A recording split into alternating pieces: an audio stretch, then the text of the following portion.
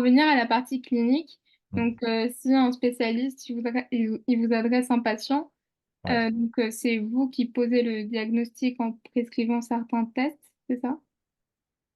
c'est ça. Donc, globalement, nous, le recours, il est surtout diagnostique. C'est-à-dire que c'est souvent des patients qui sont adressés par soit des médecins généralistes, soit des pédiatres, soit des médecins spécialistes de ville ou de l'hôpital d'ailleurs, qui ont besoin d'un avis parfois plus général dans un contexte de pathologie qui dépasse un peu juste leur discipline, par exemple. Il y a, par exemple, nous, on reçoit des avis de neuropédiatres qui nous adressent des patients parce qu'il a une maladie neuropédiatrique, enfin neurologique, et voilà, d'autres signes qui peuvent faire évoquer un contexte plus génétique, plus syndromique, on va dire. Euh, voilà, donc, du coup, le diagnostic, il est posé, soit cliniquement et confirmé sur le plan moléculaire, ou bien parfois on n'a pas d'idée et c'est le moléculaire qui nous oriente, hein. Voilà. Et une fois le diagnostic posé, c'est vous qui continuez à suivre le patient ou c'est le médecin qui l'a adressé à vous? Ça, c'est un peu, c'est variable. Globalement, ce qui se passe enfin, en tout cas, on essaie de faire ça, c'est avoir un suivi conjoint entre le généticien. Donc, nous, donc, on voit que des patients avec des maladies rares, déjà. Donc, souvent, c'est des maladies qui sont relativement complexes et qui impliquent toujours, souvent, plusieurs médecins, en fait. Et donc, il y a souvent la combinaison entre le médecin généticien et le médecin, par exemple, si c'est une maladie neurogénétique, enfin, et le neurologue, par exemple. Donc, on voit les patients régulièrement en alternance, par exemple. Donc, donc ça, et après, enfin, moi, je trouve qu'il y a ce côté aussi, le généticien, c'est aussi le médecin généraliste des maladies rares, en fait. Dans beaucoup de situations, il y a des patients avec des maladies rares qui voient beaucoup d'experts et qui sont en fait un peu perdus dans leur suivi. Et le rôle du généticien, c'est de coordonner le suivi, d'organiser le soin une fois que le diagnostic est fait. Et est-ce que vous prescrivez après des médicaments? Enfin, ça se passe comment au niveau thérapeutique? Au niveau thérapeutique, donc ça c'est toujours la question blessante pour quand on fait de la génétique. Donc nous, globalement, on a quand même très peu de médicaments à prescrire. On a toute une série de médicaments qu'on prescrit à visée symptomatique, très clairement, mais très rarement à visée curative. Euh, voilà, après, enfin, par exemple, moi concrètement, si je vois des patients qui ont une épilepsie, c'est pas moi qui gère le traitement épileptique, par exemple, parce que j'en ai pas les compétences. Mais voilà, on participe au diagnostic, au suivi. Et après, ce qui est intéressant aussi en génétique, c'est qu'il y a la dimension familiale, en fait.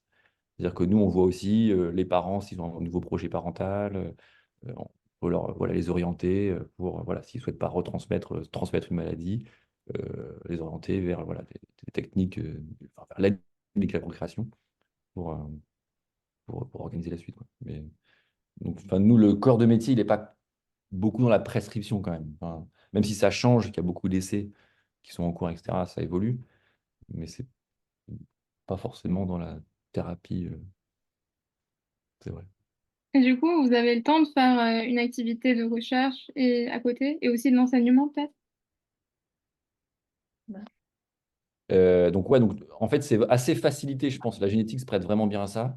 Sur l'activité de recherche, c'est assez clair, en fait, parce qu'il y a, enfin, très concrètement, des nouvelles maladies qui sont identifiées toutes les semaines, tous les mois. Et donc, nous, on participe à l'identification de nouvelles pathologies, que ce soit dans la description clinique ou dans leur caractérisation moléculaire. Enfin, ça, c'est une activité vraiment qui est de la recherche et c'est vraiment la route, enfin, quasiment la routine pour un généticien. Donc ça, c'est assez Mm. facilité, je pense. Et après, l'enseignement aussi, enfin, enfin, après, c'est comme dans toutes les disciplines, je pense, ça dépend aussi de la volonté des gens de s'investir ou pas dans l'enseignement. Mais très clairement, en tant que chef de clinique, on est amené à faire des enseignements, c'est un peu systématique. Et après, oui, enfin, on participe aux formations des internes, des externes, etc. Et c'est vrai que comme la spécialité, elle est très liée à la recherche, justement, enfin, le master 2, enfin, on Mm. fait, je pense qu'il y a quasiment 100% des internes de génétique Ouais, qui ouais, font un c'est master important. 2, parce que justement, ça permet de voir aussi l'aspect recherche complémentaire de Ouais. notre internat et qui, vraiment, pour le coup, en génétique, c'est vraiment important, quoi. Oui, je pense que l'intégralité des internes de génétique font un master 2 et une bonne partie font quand même aussi une thèse Mm. de sciences, quand même, pour beaucoup. Donc d'emblée, les gens qui font la génétique ont un intérêt pour la recherche et c'est encouragé, c'est une vocation qui est encouragée pour d'autres, quoi, clairement. Voilà. Et est-ce que c'est possible donc de garder un... Donc, vous disiez que c'est un peu enfin, comme le médecin généraliste des maladies rares, mais du coup aussi sur certaines spécialisations, par exemple, vous êtes en neuropédiatrie et vous êtes plutôt pour les malformations congénitales. Enfin, est-ce Mm.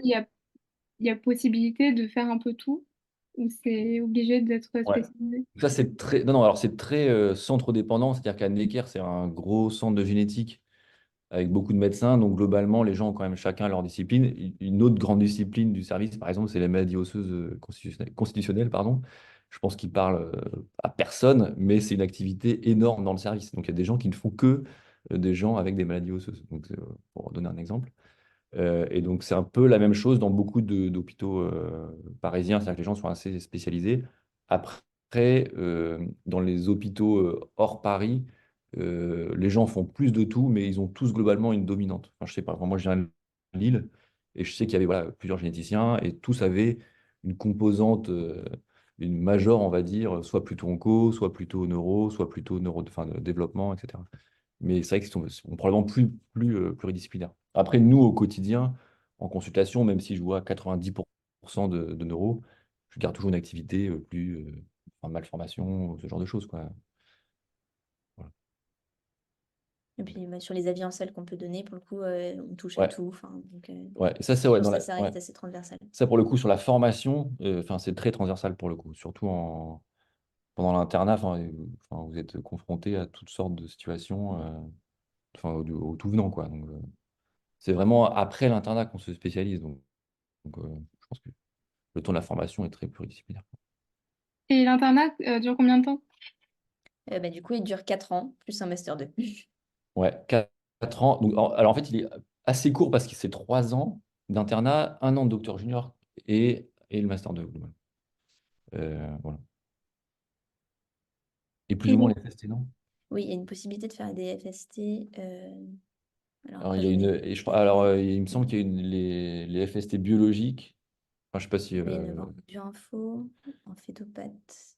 c'est ça. Je pense euh, que les FST, généralement, rajoutent une année de formation quand même. Que ce soit en biologie, en phétopathologie, en bioinformatique. Voilà. Mais globalement, le standard, c'est 4 ans, dont une année de docteur junior. d'accord. Voilà. Euh, Avant que je pose ma dernière question, est-ce que vous avez des choses à rajouter? Bah ouais, plein. Non, non, enfin, franchement, enfin, moi, je pensais pas forcément faire cette discipline-là quand j'ai commencé les études de médecine. Et moi, je cherchais vraiment une discipline clinique et recherche. Et je pense que la génétique est la discipline qui s'y prête le mieux après 10 ans d'expérience.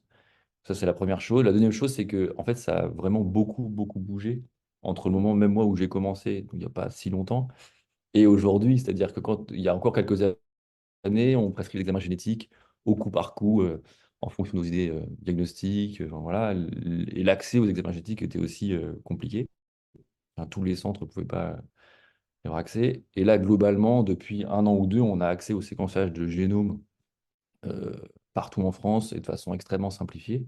Et en fait, ça change complètement notre pratique. C'est-à-dire que moi, dans ma discipline, où on était à peu près à 10% de diagnostic il y a encore 5 ans, on est maintenant à plus de 50%. Donc, il y a vraiment eu une explosion diagnostique, c'est-à-dire que maintenant, on est capable de répondre à la question du pourquoi les enfants qu'on voit sont malades, ce qui était déjà un progrès colossal en très très peu de temps, en fait, au final. Et du coup, en fait, maintenant, l'effort, il est surtout vers la thérapeutique. Donc, la question des traitements qu'on a aujourd'hui, bah, évidemment, on est toujours un peu embarrassé, mais ça évolue très très vite. Il y a énormément d'essais thérapeutiques qui sont en cours, même dans les maladies neurodéveloppementales, donc chez l'enfant. euh, enfin, donc la thérapie génique, la thérapie ciblée, etc. Donc c'est vraiment un champ qui est en train de complètement évoluer, changer très très rapidement, ce qui fait que c'est assez difficile d'avoir une idée précise de ce que ça va être même dans 5 ans en fait.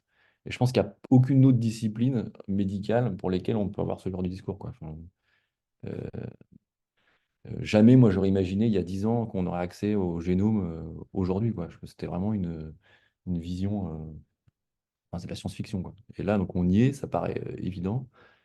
Et je pense que ça va être la même chose pour les thérapies ciblées. Je pense ça progresse très rapidement, qu'aujourd'hui, on espère que ça va marcher, même si les résultats ne sont pas forcément très concluants.